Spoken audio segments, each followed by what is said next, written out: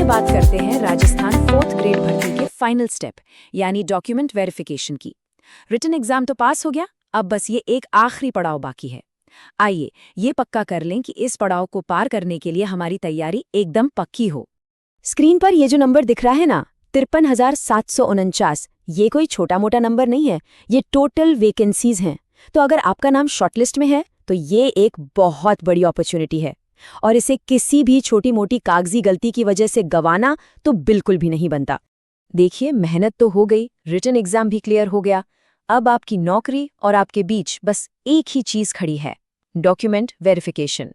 इसे सिर्फ एक फॉर्मेलिटी मत समझिए, ये एक बहुत सीरियस स्टेप है जहां आपकी दी हुई हर जानकारी को बारीकी से परखा जाएगा। तो इस पूरी प्रक्रिया को आसानी से समझने के लिए हम क्या-क्या देखने वाले हैं। सबसे पहले हम पूरी तस्वीर को समझेंगे, फिर जरूरी तारीखों पर नजर डालेंगे, ऑनलाइन फॉर्म कैसे भरना है ये जानेंगे, सारे जरूरी डॉक्यूमेंट्स की एक चेकलिस्ट बनाएंगे, वेरिफिकेशन वाले दिन के लिए तैयार होंगे और आखिर में कुछ काम की टिप्स ताकि कोई आम गलती ना हो। तो चलिए शुरू करते हैं सबसे बेसिक सवाल से कि ये डॉक्यूमेंट वेरिफिकेशन आखिर है क्या और भर्ती बोर्ड इसे इतनी गंभीरता से लेता क्यों है। ये समझना बहुत जरूरी है ताकि तैयारी सही दिशा में हो। सीधे सीधे शब्दों में कहे तो डॉक्यूमेंट वेरिफिकेशन बस ये चेक करने का एक तरीका है कि जो कुछ भी आपने अपने ऑनलाइन फॉर्म में भरा था, आपकी पढ़ाई, आपकी पहचान, आपकी कैटेगरी, वो सब आपके ओरिजिनल डॉक्यूमेंट से हूबहू मैच करता है या नहीं। मतलब ये आपकी एलिजिबिलिटी को कंफर्म करता है। यहाँ एक छोटी सी भी गड़बड़ी का मतलब है आपकी उम्मीदवारी पर सवाल या निशान। अब आते हैं एक बहुत ही जरूरी चीज पर, वो है तारीखें। इस पूरे प्रोसेस में टाइमलाइंस बहुत सख्त हैं और एक भी डेट मिस करने का मतलब हो सकता है कि आप रेस से बाहर हो जाएं। तो चलिए कैलेंडर पर इन तारीखों को मार्क कर लेते हैं। जैसा कि आप देख ही रहे हैं, प्रोसेस 9 फरवरी को स्क्रूटिनी फॉर्म के साथ शुरू हुआ था, जिसकी लास्ट डेट को बढ़ाकर 2 मार्च कर दिया गया था। और जो असल डॉक्यूमेंट वेरिफिकेशन का काम है वो 9 मार्च से शुरू होकर 16 अप्रैल को खत्म होगा।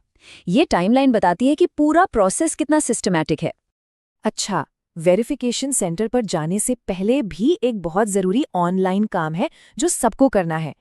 इसे कहते हैं डिटेल्ड फॉर्म कम स्क्रूटिनी। आप कह सकते हैं कि ये आपका पहला वेरिफिकेशन है जो आप खुद डिजिटल तरीके से करते हैं। इस प्रोसेस को सही से करना बहुत ज़रूरी है। सबसे पहले आपको एसएसओ पोर्टल पर लॉगिन करना है, फिर डिटेल्ड फॉर्म कम स्क्रूटिनी टैब पर जाना है, अपनी सारी जानकारी ध्यान से भरिए, अपने सभी डॉक्यूमेंट्स की सेल्फ अटेस्टेड कॉपी अपलोड कीजिए और आखिर में 100 रुपये की फीस ऑनलाइन भर दीजिए। यही सही शुरुआत है। चलिए अब आते हैं इस पूरे प्रोसेस के सबसे ज़रूरी हिस्से पर, वो है डॉक्यूमेंट्स की लिस्ट। ज़्यादातर लोग यहीं पर चूक जाते हैं। तो आइए देखते हैं उन सभी डॉक्यूमेंट्स की पूरी लिस्ट जो आपको ऑनलाइन अपलोड भी करने हैं और अपने साथ लेकर भी जाने हैं। अब ये लिस्ट थोड़ी लंबी लग सकती है तो घबराने की जरूरत नहीं है। हमने इसे आसान बनाने के लिए कुछ हिस्सों में बांट दिया है।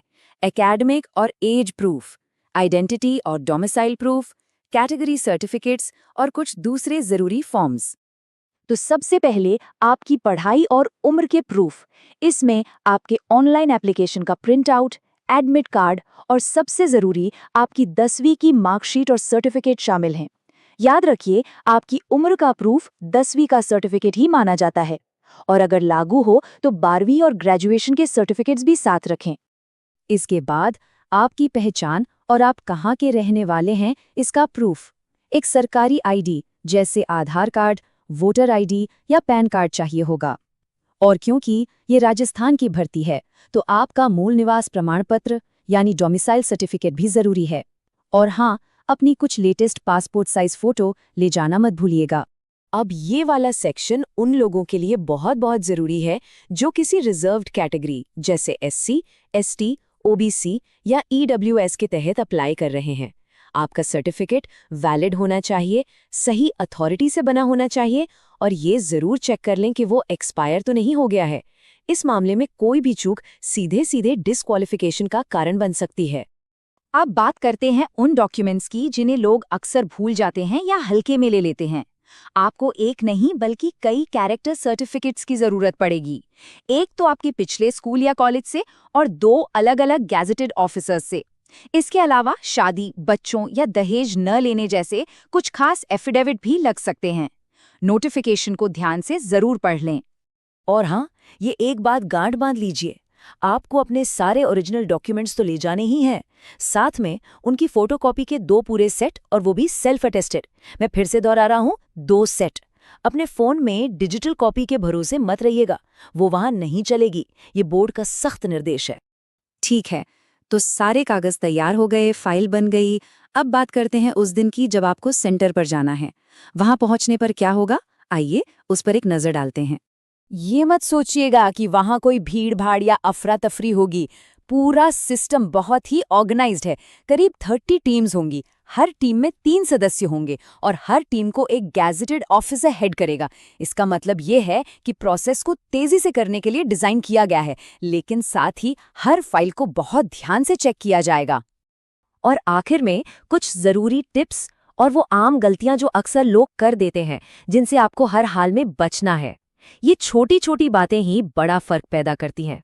एक तरफ है वो कैंडिडेट जिसकी तैयारी पूरी है, जो समय पे पहुंचता है, जिसके सारे डॉक्यूमेंट्स एक फोल्डर में ऑर्गेनाइज्ड हैं, और दूसरी तरफ वो जो अधूरे फॉर्म या एक्सपायर हो चुके सर्टिफिकेट के साथ लास्ट मिनट पर परेशान हो रहा है। फर्क क्या है? बस थोड़ी सी प्लानिंग का। तो आप पहली कैटेगरी में रहिए। तो सवाल ये है कि एक बार ये सब हो गया तो फिर क्या? देखिए, ये आखिरी पड़ाव है। जैसे ही आपके डॉक्यूमेंट्स सफलतापूर्वक वेरीफाई हो जाते हैं, डिपार्टमेंट फाइनल मेरिट लिस्ट तैयार करेगा और अपॉइंटमेंट लेटर जारी कर दिए जाएंगे। ये प्रोसेस थोड़ा मुश्किल लग सकता है, पर याद रखिए, बस थोड़ी सी सावधानी और अच्छी तैयारी ही आपकी सफलता की कुंजी है। शुभकामनाएं।